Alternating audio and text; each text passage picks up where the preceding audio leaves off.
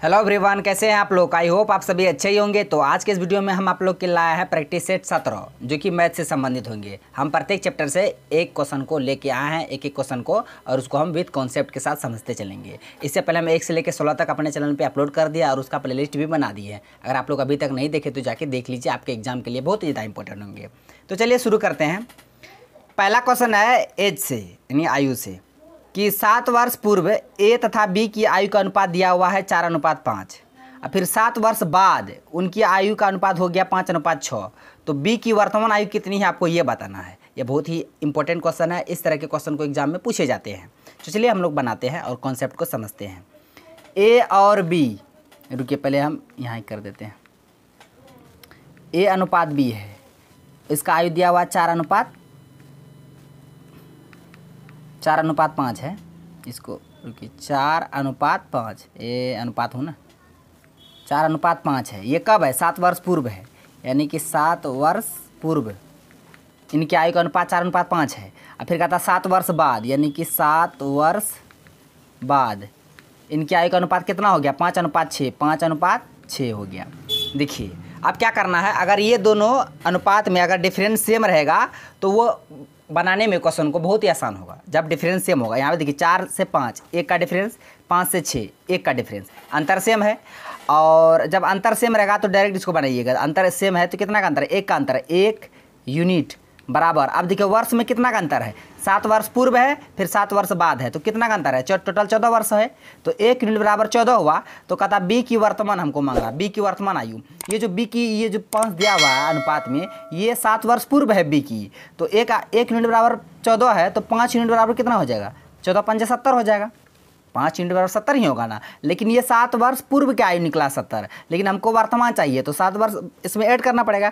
70 था 7 वर्ष पूर्व, और 7 साल बाद कितना होगा? यानी वर्तमान में 77 वर्ष हो जाएगा। इसका करेक्ट आंसर ऑप्शन डी हो जाएगा, 77 वर्ष। बी की वर्तमान आयु 77 वर्ष। अगर ए का वर्तमान आयु पूछता तो 1 यूनिट बराबर 14, तो 4 यूनिट बराबर 14 × 56, और वो तो 7 वर्ष पहले था तो 7 वर्ष उसमें ऐड हो जाता, 56 में 7 ऐड हो जाता तो 63 वर्ष हो जाता ए की वर्तमान आयु। तो बी के कह आते बी के 70 हो जाता, ए का 63 होता है। इस तरह से आप बनाइएगा अगर डिफरेंस सेम रहेगा। अगर डिफरेंस सेम नहीं रहेगा तो उसको सेम करना पड़ता है ना। तो आप चलते हैं अगले क्वेश्चन की ओर।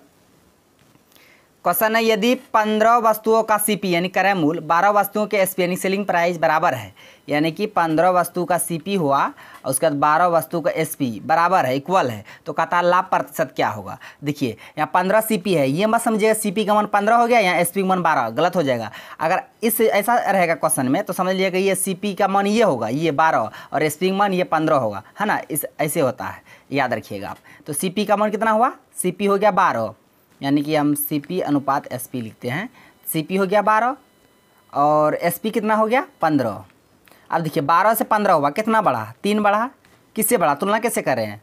12 से, तो हमेशा सीपी नीचे ही रहता है। तो 3/12 गुना 100, इसको काट दे, 3 चौके 12 और 4 से 100 कट गया 25 बार में, तो 25% इसका आंसर होगा। कितना परसेंट? 25% लाभ होगा। इसका सही आंसर ऑप्शन सी हो जाएगा, 25% प्रॉफिट होगा। तो इस तरह से आप बनाइएगा। सीपी 12 था, एसपी 15 था, उसके बाद कितना बढ़ा? 3 बढ़ा, 3 फायदा हुआ कितना में? 12 में गुना 100 हो गया, बस प्रॉफिट परसेंट इस तरह से निकालिएगा। नेक्स्ट क्वेश्चन है 6 तथा 54 के बीच मध्यानुपाती। मध्यानुपाती कैसे निकालते हैं? जिस तरह ए, इसका फॉर्मूला डायरेक्ट देखिए होता है x बराबर √√AB। मध्यानुपाती कैसे आया? देखिए ए मध्यानुपात निकालना है, ऐसे निकलता है, अनुपात बी है, तो ये इस शुरू गुना अंत ए बी बराबर ये गुना ये, कितना? x गुना x स्क्वायर। तो x का मान कितना आएगा? ए बी स्क्वायर उधर जाएगा, रूट में आएगा ना, तो x का मान √AB, यानी कि मध्यानुपाती का सूत्र ही होता है √√AB। तो ये तो हम बताने के लिए बेसिक बताए थे, इसको मिटा देते हैं। अब क्वेश्चन को बनाइए। √√AB, ए का मान है 6 गुना बी का मान है 54, बस इसको सॉल्व कर लीजिए। कितना आएगा? ये गुना कीजिएगा तो 6 चौक 24 का 4, 2 5 6 5 30, 2 32, 324। 324 किसका होता है? 18 का होता है ना, 18 का स्क्वायर 324 होता है। तो इसका सही आंसर ऑप्शन डी हो जाएगा 18। कहाँ से आ जाता है? 18 हो जाएगा इसका, यानी कि 6 और 54 का मध्यानुपाती 18 हो जाएगा। तो मध्यानुपाती का सूत्र याद रखिएगा, √√AB होता है। अब चलते हैं अगले क्वेश्चन की ओर। क्वेश्चन है कि राम की आयु 5 वर्ष पूर्व और 9 वर्ष बाद का गुणनफल 15 है। यानी कि राम की आयु अगर x मान लेते हैं तो x माइनस 5 यानी 5 वर्ष पूर्व x प्लस 9 यानी कि 9 वर्ष बाद, ये दोनों का गुणनफल दिया हुआ है 15। तो राम की वर्तमान आयु, इसी को सॉल्व कर लीजिए। x गुना एक्स स्क्वायर, यानी तो अगर इसको बढ़ा ले जाएगा तो फिर वही गुणनखंड तोड़ना पड़ेगा। यहीं पे x का ये क्या कहता है, ऑप्शन से आप कर भी सकते हैं, ऑप्शन से भी कर सकते हैं। इक्वल मतलब x के जगह ये चारों ऑप्शन में कोई भी बैठा के अगर बराबर 15 आएगा तो वैसे चलिए बना ही लीजिए। x गुना एक्स स्क्वायर प्लस x गुना 9x minus 5x minus plus minus 9 × 5 = 45 बराबर 15। तो एक्स स्क्वायर प्लस 9x में 5x गया 4x माइनस ये 15 इधर आ जाएगा तो कितना 45 माइनस 15 बराबर 0। तो x square plus 4x minus कितना होगा 5 × 5 = 2 4 × 5 = 60 बराबर 0। अब इसी को सॉल्व कर लीजिए। एक न्यू पेज ले लेते हैं। X square plus 4x minus 60, ये है ना, x square plus 4x minus 60, इसी को सॉल्व कीजिए। कितना जोड़ करके इतना आना चाहिए, 4 गुना करके 60 आना चाहिए। तो कोई दो संख्या लीजिए। दो संख्या कौन कौन लेंगे हम लोग, तो 10 × 6 = 60, 10 में से 6 गया 4, हाँ 10x माइनस 6x माइनस 60 बराबर 0। तो यहाँ x कॉमन लीजिए, तो x प्लस 10, यहाँ कितना कॉमन लीजिएगा 6x प्लस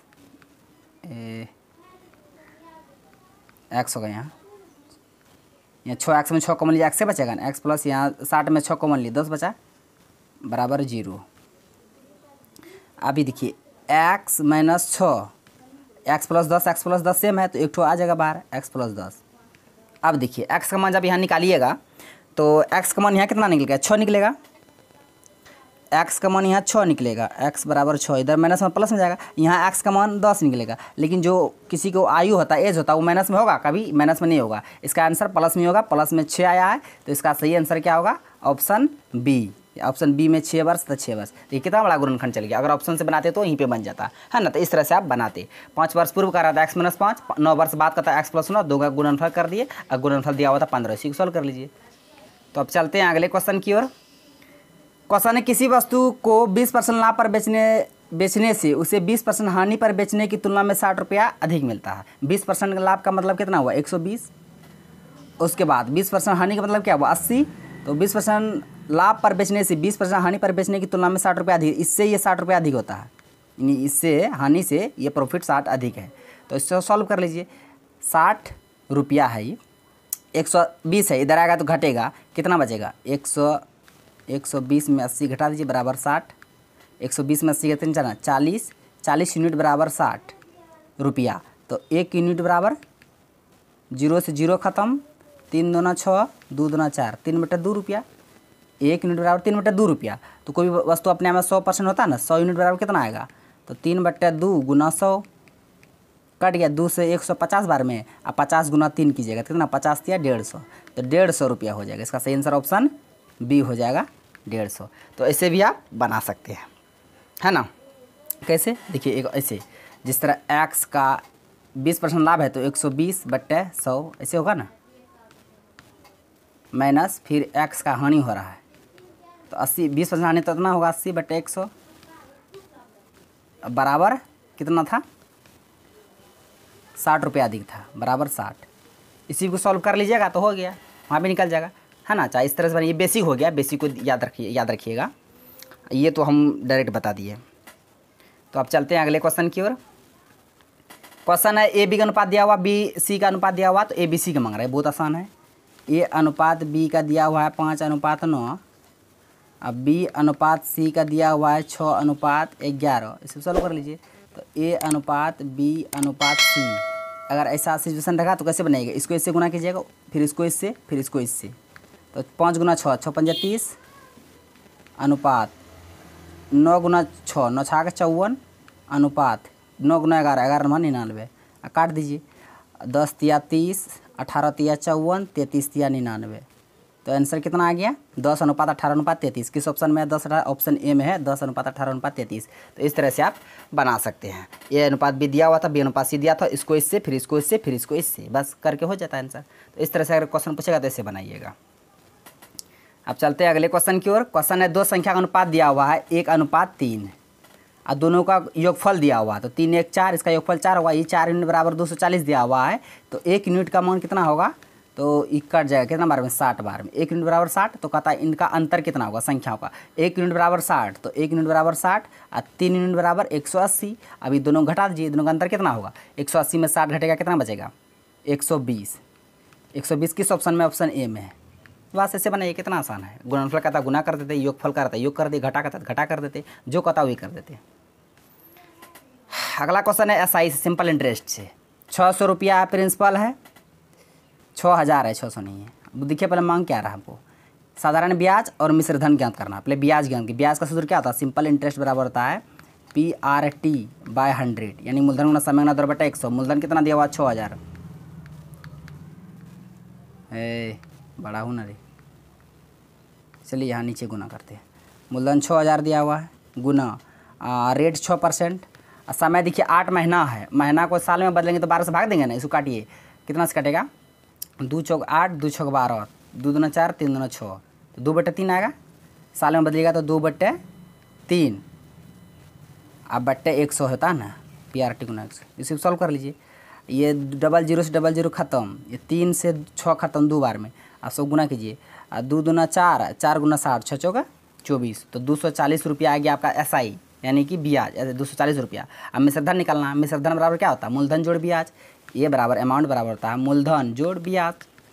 तो मूलधन है 6000 रुपया, ब्याज निकला 240 रुपया। कहाँ 240,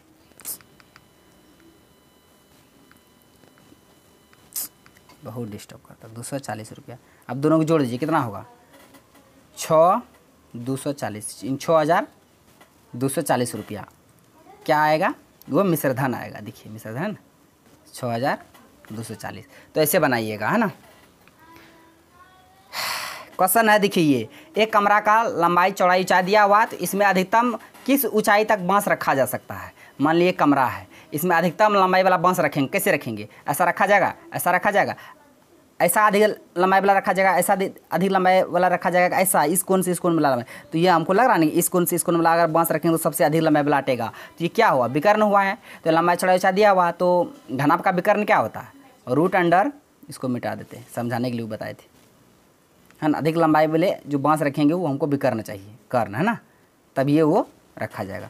तो घनाभ का विकर्ण होता है रूट अंडर लंबाई का स्क्वायर, रूट अंडर लंबाई का स्क्वायर, यानी लंबाई 12, 12 का स्क्वायर 144, प्लस फिर चौड़ाई का स्क्वायर 9 9 81, प्लस फिर ऊंचाई का स्क्वायर 8 का स्क्वायर 8 8 64। आप सभी को ऐड कर दीजिए। 4 1 5, 5 4 9, और 8 6 14, 4 18 का 8, उसके बाद 1 1 2, 289। 289 किसका होता है? 17 का वर्ग होता है। तो इसका सही आंसर ऑप्शन सी हो जाएगा। 17 मीटर अधिकतम बांस की लंबाई हुई जो उस कमरे में रखा जाएगा। तो फ्रेंड्स, ये आज का लास्ट क्वेश्चन है। घन का विकर्ण दिया हुआ है, उसका संपूर्ण पृष्ठ मांग रहा है। तो घन का विकर्ण क्या होता है? √3a, √3 ही होता है ना। ये √3a का मान दिया है 9√3, 9√3, √3 से √3 खत्म, तो 1 बराबर 9 हो जाएगा, a बराबर 9 हो जाएगा। तो हमको क्या मांग रहा है? संपूर्ण पृष्ठ क्षेत्रफल क्या होता है घन का? 6 गुना भुजा स्क्वायर। 6 गुना भुजा का मान 9 है, तो 9 का स्क्वायर 81। सॉल्व करिए, 6 कम 6, 8 6 8 6 48, 486 आएगा। इसका आंसर सही ऑप्शन बी हो जाएगा, 486।